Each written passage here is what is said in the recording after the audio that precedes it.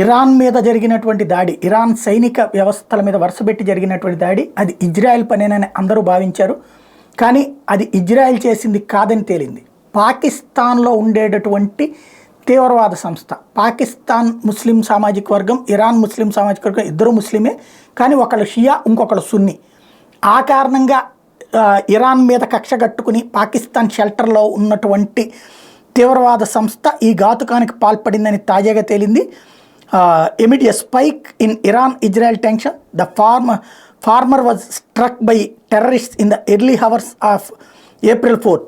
As per local reports, members of Pakistan-based group Jaish al-Adil allegedly targeted 2 security facilities in southern southeast Iran.